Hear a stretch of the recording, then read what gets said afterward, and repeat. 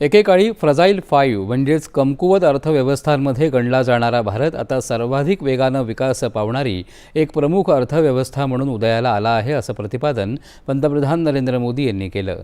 ते आज 80व्या स्वातंत्र्य दिनानिमित्त लाल किल्ल्याच्या तटबंदीवरून देशाला संबोधित करत होते. भारतानं नजीकच्या काळामध्ये केलेल्या आर्थिक सुधारणांमुळे अर्थव्यवस्थेची ही घोडदौड शक्य झाल्याचं त्यांनी यावेळी सांगितलं.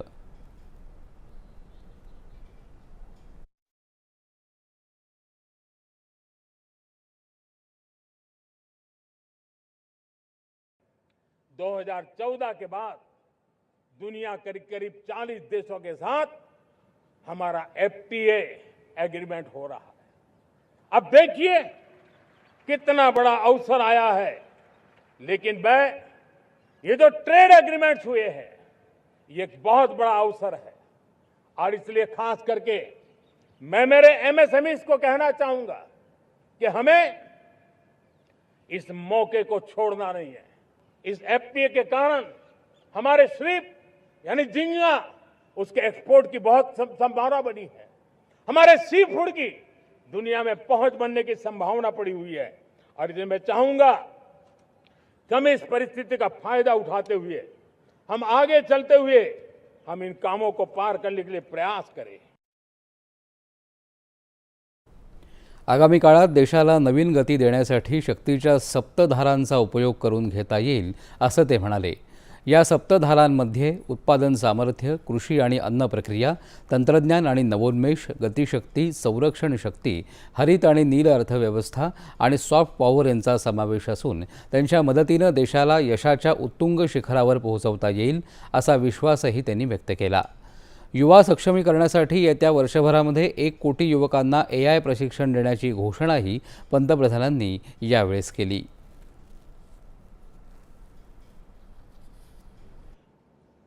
हमने पिछले दिनों AI इम्पैक्ट समिट किया था। AI का विस्तार बहुत तेजी से बढ़ रहा है। लाल किले से मैं देश के नौजवानों के लिए घोषणा करना चाहता हूं। हमने तय किया है कि आने वाले 1 वर्ष में 1 करोड़ युवाओं को AI स्किल के लिए ट्रेनिंग देने का हम काम करेंगे ताकि हमारा देश का नौजवान AI की दुनिया में भी नेतृत्व करने का सामर्थ्य। आज जग भारताकडे एक सर्वमान्य आणि सन्माननीय देश म्हणून पाहत आहे. भारताकडे स्थिर राजकीय कौल, स्थिर सरकार, चैतन्यमयी लोकशाही, मजबूत न्यायव्यवस्था आणि सर्वांना दिशा देणारं संविधान आहे, अशा शब्दांमध्ये पंतप्रधानांनी भारताच्या बलस्थानांचा उल्लेख केला. पूर्वीच्या नक्षलग्रस्त क्षेत्रांमध्ये आज विश्वास, विकास आणि प्रयासाचा तिरंगा फडकत असल्याबद्दल त्यांनी समाधान व्यक्त केलं. आधुनिक काळामध्ये ऊर्जा सुरक्षा संपादन करण्यासाठी अणुतंत्रज्ञानाचा डोळस वापर होत आहे, असंही ते म्हणाले.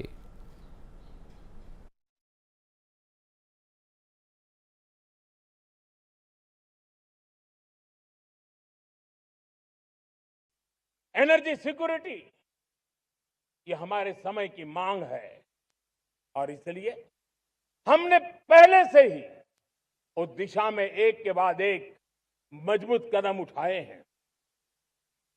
एनर्जी सिक्योरिटी का एक बड़ा माध्यम है परमाणु ऊर्जा, न्यूक्लियर एनर्जी। हमने पार्लियामेंट में शांति एक्ट पास कर करके एक नए लक्ष्य तरफ जाने का रास्ता तय कर लिया है।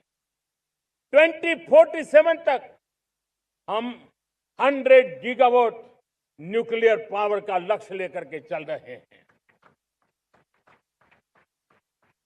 इसी 1 दशक में हम 5 नए न्यूक्लियर रिएक्टर शुरू करने का लक्ष्य लेकर के चल रहे हैं। इस वर्ष भारत ने फास्ट ब्रीडर न्यूक्लियर टेक्नोलॉजी में महारत हासिल करके एक अहम पड़ाव पार किया है और उसके कारण परमाणु ईंधन में आत्मनिर्भर बनने की दिशा में हमें एक बहुत बड़ा सफलता का कदम हमने रखा है।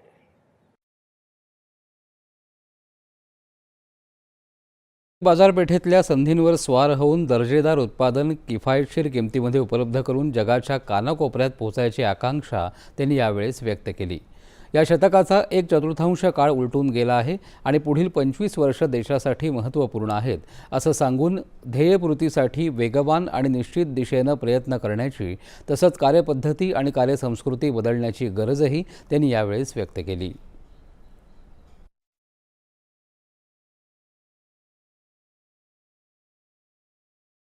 अगला 1/4 हमारे लिए अत्यंत महत्वपूर्ण है.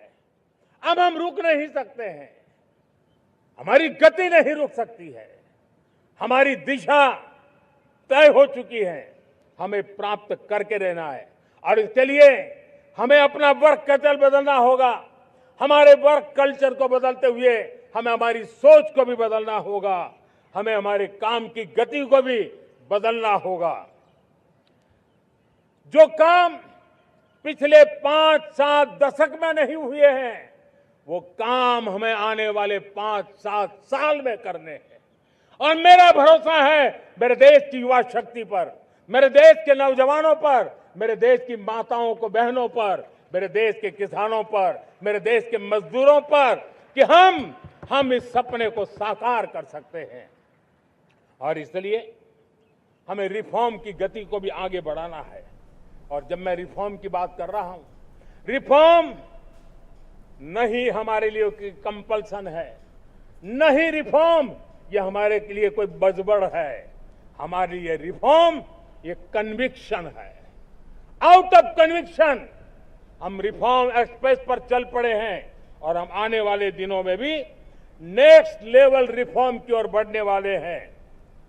और इसलिए सरकार, समाज, उद्योग, उत्पादक, किसान, हर किसी ने अपनी ट्रेडिशनल व्यवस्थाओं में रिफॉर्म करना पड़ेगा, सोच में रिफॉर्म करना होगा, अपने लक्ष्यों को रिफॉर्म करना होगा.